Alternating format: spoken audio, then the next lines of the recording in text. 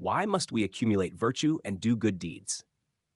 In the heart of a restless city, a faded letter arrives, a cryptic warning about the unseen cost of ignored kindness.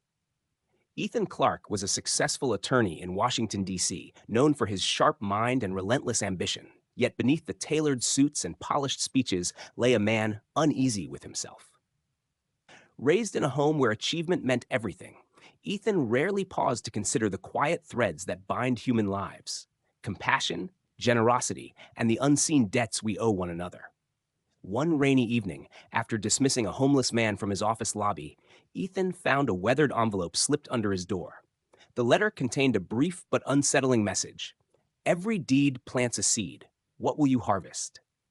Confused but curious, Ethan tucked it away, unaware that this simple admonition would awaken long-buried questions about the cost of neglecting virtue.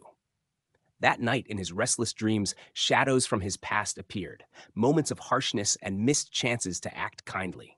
The seeds of karma, once sown, were quietly taking root. The question haunted him. Could he change the course of a life shaped by cold pragmatism? Or was the harvest already destined? Let me know if you need anything else. Weeks passed, but the mysterious letter kept echoing in Ethan's mind like a relentless whisper. The city around him felt colder, its faces more distant, as if an invisible barrier had formed between him and the world he once thought he owned. The sharp edge of his ambition started to blunt beneath the heavy weight of a troubling realization. His unyielding chase for success had come at a price, not only for those around him, but for himself as well.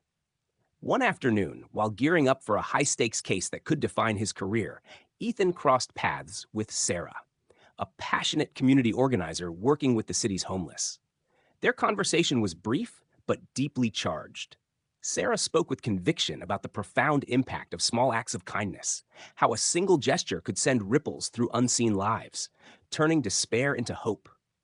For the first time, Ethan felt the heavy burden of his past: the dismissals, the ignored cries for help, the cold indifference. It was like looking into a mirror reflecting his own isolation and growing emptiness. The seeds he had sown were now sprouting consequences he could no longer escape. That evening, alone in his sleek apartment overlooking the city skyline, Ethan's phone buzzed. An unknown number flashed on the screen with a chilling message. "The harvest is coming. Will you be ready to reap what you've sown?" A shiver ran down his spine. The invisible forces of karma, once just an abstract idea, were now closing in fast.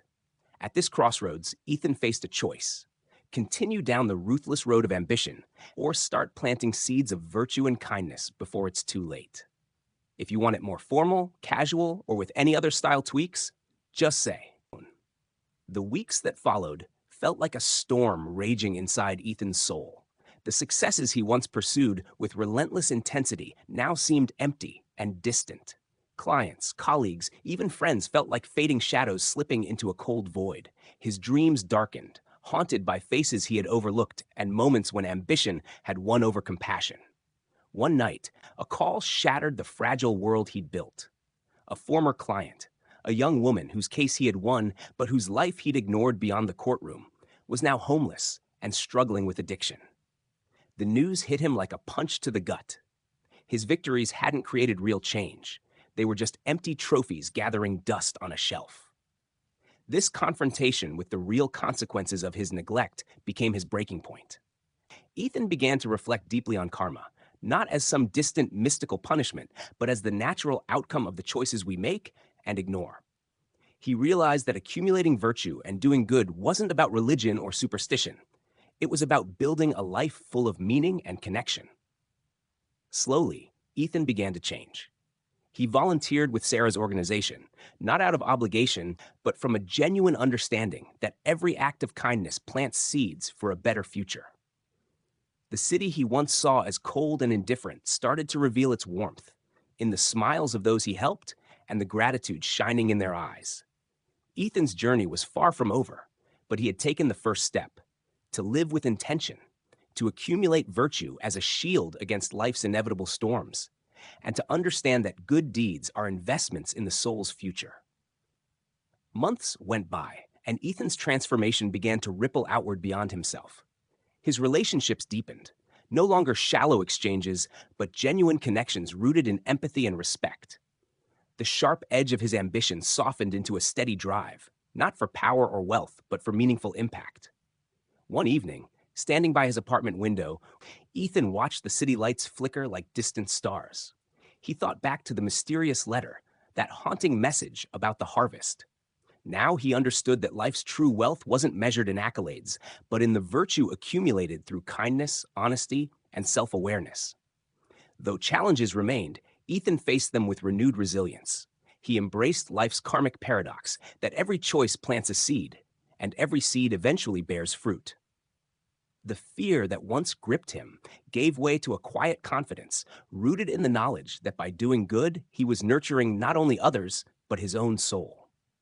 Ethan's story reminds us all that accumulating virtue and performing good deeds isn't just a moral ideal, it's a practical path to inner peace and lasting fulfillment. In a world too often driven by greed and competition, choosing kindness becomes a revolutionary act, one that shapes not only our destiny, but the destiny of those around us. If you want it more formal or more casual, just let me know.